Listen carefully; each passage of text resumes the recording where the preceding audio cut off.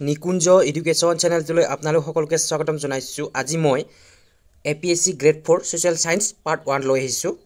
Standard থাকিব class 6 পৰা 8 লৈকে, ঠিক আছে। এইটো APSC গ্ৰেড 4 যিটো নেকি সিলেবাছ তাতে নোটিছখনত দিয়া আছে, সিলেবাছটো ষ্টেণ্ডাৰ্ড 6 to 8 বুলি দিয়া আছে, ঠিক আছে। ইয়াত SCRTও হ'ব আৰু NCRTও হ'ব, দুটাও হ'ব। মই আজি প্ৰথম কাৰণে SCRTটো লৈ আহিছোঁ, নেক্সট মই NCRT লৈ আহিম, ঠিক আছে। মই দুটাও কম্প্ৰমাইজ কৰি ফেলে দি দিম আপোনালোকক, মানে মিলাই ফেলে দি দিম বস্তুটো, মানে মিক্সিং কৰি ফেলে দি দিম, তেতিয়া আপোনালোকে হৈ যাব আপোনালোকৰ, ঠিক আছে। আপোনালোকে যিটো নেকি ছ'চিয়েল সায়েন্স পাৰ্ট 2 আপোনালোকে এই চেনেলটোৰ দ্বাৰাই পঢ়িব পাৰিব। প্ৰথম প্ৰশ্নটো হৈছে পৃথিৱীৰ আকাৰ কেনেকুৱা? অৰ্ধগোলাকাৰ, পুৰা চেপেটা, গোলাকাৰ, ত্ৰিকোণাকাৰ। ইয়াৰ সঠিক উত্তৰটো হৈছে অপশ্যন চি, গোলাকাৰ, ঠিক আছে। দ্বিতীয় প্ৰশ্নটো হৈছে ভূগোল শব্দটো কোন দেশৰ পৰা আহিছে? ইয়াত ভূগোল শব্দটো নে লেটিন, মানে ইয়াত দেশটো অকণমান মিষ্টেক হৈ গ'ল টাইপিং কৰোঁতে, ঠিক আছে, কোনো নাই, কোনো ভাষাৰ পৰা আহিছে বুলি হ'ব লাগিছিলে, বাট একো নাই, লেটিন, গ্ৰীক, ইংৰাজী, হিন্দী। ইয়াৰ সঠিক উত্তৰটো হৈছে অপশ্যন বি, গ্ৰীক ভাষাৰ পৰা ভূগোল শব্দটি আহিছে। নেক্সট কুৱেশ্যনটি হৈছে পৃথিৱীৰ কেন্দ্ৰত কি থাকে? অপশ্যন এ মাটি, অপশ্যন বি পাথৰ, অপশ্যন চি লোহা আৰু নিকেল, অপশ্যন ডি বালি। ইয়াৰ সঠিক উত্তৰটো হৈছে অপশ্যন চি, লোহা আৰু নিকেল থাকে পৃথিৱীৰ কেন্দ্ৰত, ঠিক আছে। নদী ক'ৰ পৰা আৰম্ভ হয়? সমুদ্ৰত, পাহাৰত নে মৈদানত নে বনত? ইয়াৰ সঠিক উত্তৰটো হৈছে অপশ্যন বি, পাহাৰত। নেক্সট কুৱেশ্যনটি হৈছে, মই ইয়াত কুৱেশ্যন 40টা লৈ আহিছোঁ, ইজি 20টা থাকিব আৰু মডাৰেট 20টা কুৱেশ্যন থাকিব, ঠিক আছে। গোটেইখিনি মিলাই পেলাই মই লৈ আহিছোঁ ছ'চিয়েল সায়েন্স পাৰ্ট 2, ঠিক আছে। নেক্সট কুৱেশ্যনটি হৈছে অসমৰ প্ৰধান নদী কোনটো? ইয়াৰ সঠিক উত্তৰটো হৈছে অপশ্যন চি, ব্ৰহ্মপুত্ৰ, সকলোৱে জ্ঞাত। নেক্সট কুৱেশ্যন হৈছে অসমৰ ৰাজধানী ক'ত? যিটো বৰ্তমান যিটো ৰাজধানী হৈছে, ইয়াৰ আগতে ৰাজধানীখনৰ নাম কি আছিলে আৰু কিমান চনত স্থানান্তৰ হৈছিলে, এইটো লাগিব, ঠিক আছে।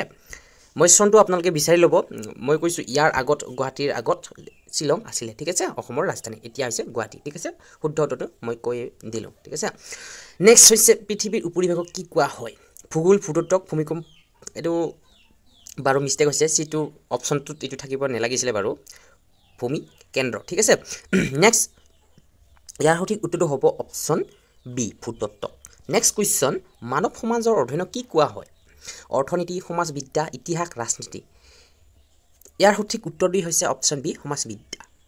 এইখিনি মষ্ট ইম্পৰ্টেণ্ট হয়, যিখিনি কুৱেশ্যন যিকেইটা নেকি ইজি হয় সেইকেইটাও অহা দেখা গৈছে, কিন্তু গোটেইখিনি নহয়, কেইটামান আহিছে বাৰু, কিন্তু এই বুলিয়ে যে নহয় কেৱল ইমান ইজি নাহে তেনেকুৱা নহয়। কুৱেশ্যনৰ লেভেলৰ 80টা থাকিব, ঠিক আছে, টোটেল 80টা থাকিব আৰু লগত 100 মাৰ্ক থাকিব, ঠিক আছে।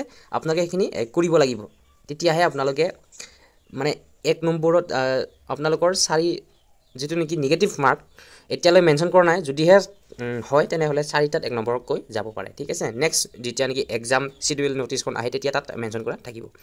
নেক্সট হৈছে ইতিহাস মানে কি? ইতিহাস ভৱিষ্যতৰ ঘটনা, বৰ্তমানৰ কথা, অতীতৰ ঘটনা নে ভূগোল? ইয়াৰ সঠিক উত্তৰ হৈছে অপশ্যন চি, অতীতৰ ঘটনা। নেক্সট কুৱেশ্যনটি হৈছে আহোম ৰাজত্ব অসমৰ ভিতৰত কিমান বছৰ ধৰি চলি আছিল? নে 200 নে 600 নে 100 নে 300? ইয়াৰ সঠিক উত্তৰটো হৈছে অপশ্যন বি, 600। আহোমসকলে দীঘলীয়াভাৱে ৰাজত্ব কৰিছিল অসমত, ঠিক আছে। নেক্সট কুৱেশ্যনটি হৈছে মানৱে প্ৰথম কি ব্যৱহাৰ কৰিছিল? মষ্ট ইম্পৰ্টেণ্ট কুৱেশ্যন হয়তো, APSCৰ পৰা মই লৈ আহিছোঁ, ডাইৰেক্ট APSC প্ৰিলিমছৰ কুৱেশ্যন হয়তো। আপোনালোকে এইটো মানে বহুত ভালকৈ চাব আৰু নোট কৰি ৰাখিব কিছুমান জিকে, ঠিক আছে। জিকে ফৰ্চতে পৰে আৰু যিটো নেকি এইটো ছ'চিয়েল সায়েন্স হয়, ইয়াত কেৱল ছ'চিয়েল সায়েন্সৰখিনিয়ে থাকিব, কিন্তু জিকে পাৰ্ট 2টো আছে, ইয়াৰ পৰাও কেইটামান জিকে পাৰ্টলৈ যাব, ঠিক আছে।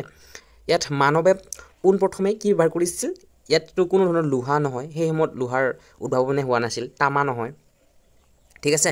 ইয়াৰ সঠিক এইটো সোণ হ'ব লাগিছিল, অপশ্যন ডিটো কাষ নহয়, সোণ হ'ব লাগিছিলে, ঠিক আছে। অপশ্যন বিটো সঠিক উত্তৰ হ'ব পাথৰ, ঠিক আছে। পোনপ্ৰথমে তেওঁলোকে পাথৰে ব্যৱহাৰ কৰিছিলে। নেক্সট হৈছে পৃথিৱীৰ ঘূৰণৰ কি সৃষ্টি হয়? ঘূৰণৰ ফলত নে বতাহ নে দিন ৰাতি নে ঋতু নে বৃষ্টি? ইয়াৰ সঠিক উত্তৰটো হৈছে অপশ্যন বি, দিন ৰাতি হৈছে।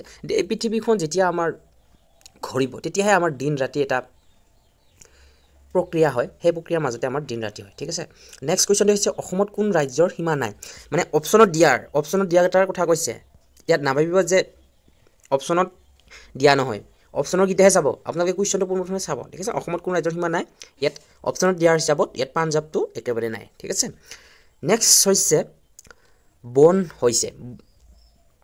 হৈছে কি মানৱ নিৰ্মিত অঞ্চল নে প্ৰাকৃতিক অঞ্চল নে চহৰ নে শিল্পক্ষেত্ৰ আপোনালোকে সকলোৱে জানে অপশ্যন বি ঠিক আছে প্ৰাকৃতিক অঞ্চল নেক্সট হৈছে 15 নম্বৰ কুৱেশ্যন হ'ব এইটো জনসংখ্যা শব্দৰ অৰ্থ কি ইয়াত লোকেল চলাপথ নে মানুহৰ সংখ্যা নে স্থান নে অঞ্চল জনসংখ্যা শব্দৰ অৰ্থ মানুহৰ সংখ্যাই হ'ব সঠিক উত্তৰ হৈছে অপশ্যন বি ঠিক আছে নেক্সট কুৱেশ্যনটো হৈছে অসমৰ ৰাজ্যিক চৰকাৰৰ মুখ্য প্ৰধানজনক কি কোৱা হয় ইয়াৰ সঠিক উত্তৰটো হ'ব অপশ্যন বি মুখ্যমন্ত্ৰী ঠিক আছে মুখ্যমন্ত্ৰী বুলি কোৱা হয় নেক্সট কুৱেশ্যনটি হৈছে সংবিধান ক'বলৈ কি বুজায় নে বিদ্যালয়ৰ নিয়ম নে চৰকাৰ চলোৱাৰ মূল নিয়মাৱলী নে জনসংখ্যা গণনা নে ৰাজনীতি পুস্তক ইয়াৰ সঠিক উত্তৰ হৈছে অপশ্যন বি চৰকাৰ চলোৱাৰ মূল নিয়মাৱলী ঠিক আছে নেক্সট কুৱেশ্যনটি হৈছে মৌলিক অধিকাৰ কাক বোলা হয় চৰকাৰৰ হক নে নাগৰিকৰ হক নে বিদ্যালয়ৰ হক নে ৰাজপালৰ হক ইয়াৰ সঠিক উত্তৰটো হৈছে অপশ্যন বি নাগৰিকৰ হক নেক্সট কুৱেশ্যনটি হৈছে অসমৰ প্ৰথম মুখ্যমন্ত্ৰী কোন আছিল আৰু এইখিনিতে মই মুখ্যমন্ত্ৰীৰ কথা যিটো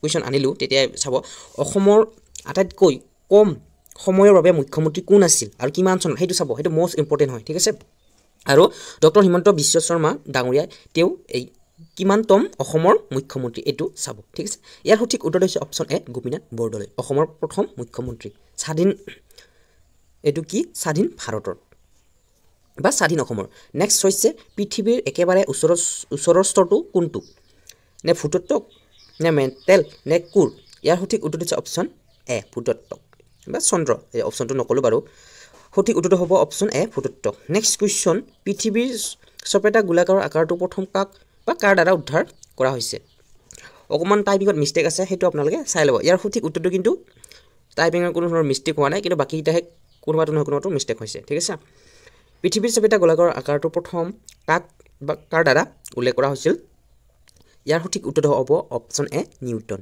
ঠিক আছে নেক্সট কুৱেশ্যন পৃথিৱীৰ সূৰ্যৰ চাৰিওফালে ঘূৰণক কি কোৱা হয় এইবিলাক টাফ কুৱেশ্যনৰ লগতে পৰে ঠিক আছে যিটো নেকি ষ্টেণ্ডাৰ্ড আছে সেইটো লেভেলত কৈছোঁ মই ঠিক আছে ইয়াৰ সঠিক উত্তৰটো হ'ব অপশ্যন বি পৰিক্ৰমণ নেক্সট কুৱেশ্যনটি হৈছে পৃথিৱী সূৰ্যৰ চাৰিওফালে এক চক্ৰ ঘূৰে কিমান সময়ত মানে এবছৰ লাগে ঠিক আছে অবভিয়াছলি এবছৰ লাগে ইয়াত এবছৰ লাগে যেতিয়া আমি কি অপশ্যন বিটো হ'ব 365 অৰ্থাৎ 365 দিন লাগে ঠিক আছে নেক্সট কুৱেশ্যন ভূমিকম্পৰ মাপ ল'বলৈ ব্যৱহৃত যন্ত্ৰটো হৈছে যিমানখিনি যন্ত্ৰ আছে এই যন্ত্ৰবিলাক ছায়েন্স পাৰ্টত পৰিব কিন্তু এইটো সমাজবিদ্যাৰ যিটো নেকি ক্লাছ 6ত আছে সেইকাৰণে এইটো ষ্টেণ্ডাৰ্ডৰ বাবে আহিছে কিন্তু যিমানখিনি আৱিষ্কাৰ কৰা হৈছে বা ঠিক আছে ইনভেনশ্যন যিমানখিনি কৰা হৈছে সেইখিনি আপোনালোকে চাই ল'ব কিমান চন আৰু কোনে কৰিছিলে সেইটো ছায়েন্স পাৰ্টটোৰ কাৰণে লাগিব ঠিক আছে মই গোটেইখিনি আনি দিম ৰিজনিং ছায়েন্স পাৰ্ট হওক আৰু GS GK গোটেইখিনি আনিমেই আৰু ছ'চিয়েল ছায়েন্সটোৰ লগত থাকিব ঠিক আছে এইটো ফাৰ্ষ্ট পাৰ্ট হয় আৰু ছেকেণ্ড পাৰ্টটো আপোনালোকে অপেক্ষা কৰিব আৰু কমেণ্ট ছেকশ্যনত জনাব কেনে পালে ঠিক আছে ভূমিকম্পৰ মাপ ল'বলৈ ব্যৱহৃত যন্ত্ৰটো হৈছে ইয়াত সকলোৱে জানে অপশ্যন চি চিছমোগ্ৰাফ নেক্সট কুৱেশ্যনটো হৈছে পাহাৰৰ ওপৰত থকা সমান মাটি অঞ্চলক কি কোৱা হয় আপোনালোকে এইটো জানিবই সকলোৱে ইয়াৰ সঠিক উত্তৰটো হ'ব অপশ্যন চি মালভূমি নেক্সট কুৱেশ্যনটো হৈছে নদীৰ শেষত সৃষ্ট অঞ্চলটো কি নে উৎস নে উপত্যকা নে বদ্বীপ নে সমতল ইয়াৰ সঠিক উত্তৰটো হ'ব অপশ্যন চি বদ্বীপ নেক্সট কুৱেশ্যন মানচিত্ৰৰ অৰ্থ কি লিখা গল্প নে পঠিত পুথি নে ভূপৃষ্ঠৰ চিত্ৰ নে স্থান নামৰ তালিকা ইয়াত সঠিক উত্তৰটো হ'ব অপশ্যন চি ভূপৃষ্ঠৰ চিত্ৰ দিশ কিমান প্ৰকাৰ এইটো আপোনালোকে মোক হোমৱৰ্ক দিছোঁ আপোনালোকে কমেণ্ট ছেকশ্যনত জনাই দিব ঠিক আছে নেক্সট উত্তৰ দিশৰ বিপৰীত দিশটো কোনটো এইটো আপোনালোকক মই হোমৱৰ্ক দিছোঁ এইটো আপোনালোকে কৰিব ঠিক আছে ভাৰতৰ ৰাজ্য সংখ্যা কিমান এইটো আপোনালোকে মোক হোমৱৰ্ক যোগেদি দিব ঠিক আছে ইয়াত হোমৱৰ্ক কেইটা দিলোঁ মই 28 29 30 আৰু লগতে তোমালোকৰ 31টো থাকিব ভাৰতৰ ৰাজ্যপালক কাক দায়িত্ব দিয়া হয় এইটো বাৰু নালাগে এইটো হোমৱৰ্ক নালাগে বাৰু অপশ্যন বিটো হ'ব ৰাষ্ট্ৰপতি ঠিক আছে নেক্সট ভাৰতৰ ৰাষ্ট্ৰীয় পতাকা কিমানটা ৰং আছে এইটো আপোনালোকৰ হোমৱৰ্ক থাকিব আৰু লগত ৰাষ্ট্ৰীয় পতাকাৰ মাজত কি থাকে এইটো আপোনালোকক মই হোমৱৰ্ক দিছোঁ ঠিক আছে ভাৰতৰ ৰাষ্ট্ৰীয় সংগীত কোনে লিখিছিল নে মহাত্মা গান্ধী নে বংকিম চন্দ্ৰ চট্টোপাধ্যায় নে ৰবীন্দ্ৰনাথ ঠাকুৰ নে লাল বাহাদুৰ শাস্ত্ৰী ইয়াৰ সঠিক উত্তৰ হ'ব option C Rabindranath Thakur next question ভাৰতৰ মুদ্ৰাত কোনজনৰ ছবি থাকে এইটো আপোনালোকক মই হোমৱৰ্ক দিছোঁ নেক্সট কুৱেশ্যনটি হৈছে অসমৰ মুখ্য উৎসৱ কোনটো সঠিক উত্তৰ হ'ব অপশ্যন চি ভোগালী বিহু মানে মুখ্য উৎসৱ তলত দিয়াকেইটাৰ কাৰণে কোৱা হৈছে ঠিক আছে ইয়াত যদিহে মুখ্য উৎসৱ হিচাপে ৰঙালী বিহু হ'ল হয় বহাগ বিহুটো হ'ল হয় কিন্তু ইয়াত অপশ্যনত নাই বাবে আমি দিয়া নাই ঠিক আছে নেক্সট কুৱেশ্যন অসমৰ ৰাজ্যিক পুষ্প কোনটো এইটো আপোনালোকে হোমৱৰ্ক সেকশনত জনাই দিব ঠিক আছে কমেন্ট সেকশনত জনাই দিব নেক্সট কুৱেশ্যন আছে অসমৰ ৰাজ্যিক পক্ষী কোনটো ইয়াৰ সঠিক উত্তৰ হ'ব অপশ্যন বি দেওহা নেক্সট কুৱেশ্যন কাজিৰঙা ৰাষ্ট্ৰীয় উদ্যান কেনে প্ৰসিদ্ধ বা কিহৰ বাবে প্ৰসিদ্ধ সেইটো আৰু এটো আপোনালোকে মুখ কমেন্ট সেকশনত জনাই দিব লাষ্ট কুৱেশ্যনটি হৈছে ভাৰতৰ স্বাধীনতা লাভৰ তাৰিখ কেতিয়া বা কেতিয়া লাভ কৰা হৈছিল ভাৰতৰ স্বাধীনতাটো অপশ্যন বি 15 আগষ্ট 1947 চনৰ আৰু ইয়াৰ লগতে আপোনালোকক মই কেইটামান কুৱেশ্যন জনাও মানে আপোনালোকে কি চাব ফাৰ্ষ্টত আপোনালোকে মেথছটো ইয়াত কিতাপ পাব কিন্তু টপিক ওয়াইজ নাপাব দেই মই এমসিকিউ টাইপৰ লৈ আহিম টপিক ওয়াইজত আপোনালোকে মেথছটো যদিও বা ইয়াত কেৱল প্ৰেক্টিছ কৰিব পাৰিব কিন্তু মেথছটো আৰু ষ্টেণ্ডাৰ্ডটো লৈ আহিছোঁ ষ্টেণ্ডাৰ্ড ইমানো মানে